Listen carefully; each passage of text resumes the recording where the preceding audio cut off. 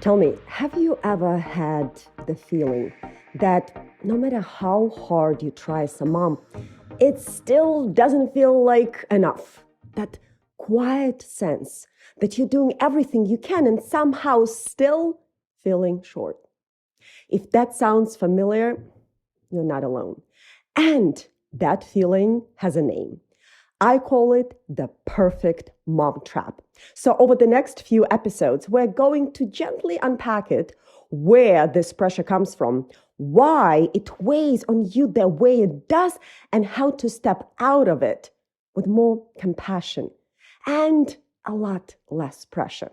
Because so many of us are quietly trying to live up to the version of motherhood that was never realistic to begin with. One that asks us to be calm all the time, consistent every moment, and somehow better by now. We'll talk about the pressure to get it all right, the guilt that lingers after hard moments, and the inner voice that keeps telling you you are falling short. Not to try to change who you are overnight, but to finally lay down a standard that was never yours to carry. And today we're starting at the beginning. But before we talk about anything else, can we just acknowledge that the New Year's glow is starting to wear off a bit? The planner is open, the intentions are written down, and somehow there is already this quiet voice going, why doesn't it feel better yet? And if we're sitting together having coffee right now, you would probably say something like, Anya, I thought I would feel more motivated. I said this year will be different, and why am I already tired? And why the heck am I already feeling behind?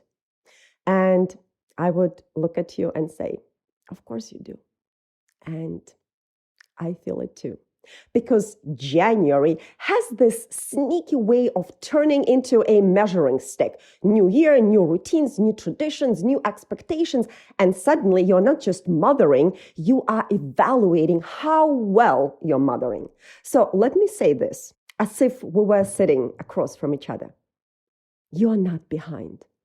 You didn't miss the starting line. You didn't waste the first few weeks. You didn't do the new year wrong. You were building.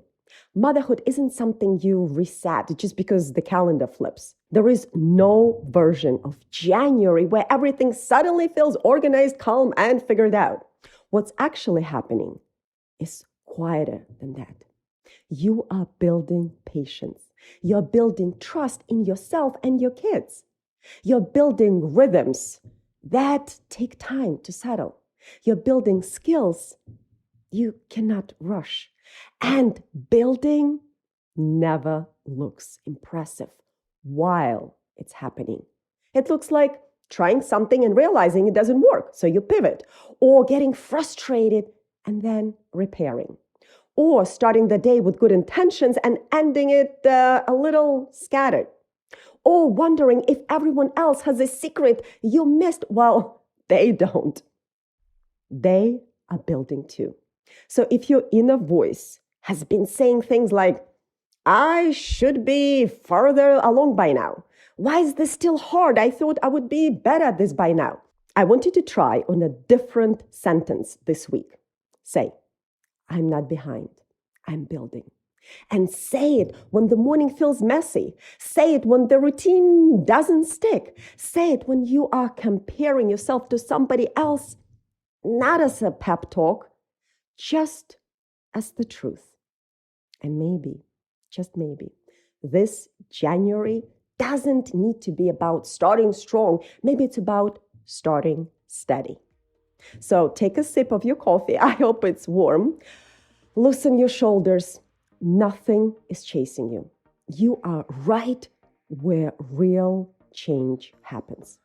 Up next, we're going to debunk the good mom myth, the pressure, the guilt, the impossible standard most of us never agreed to, but still live under. It is an important one. You are not going to want to miss it. I'll see you soon.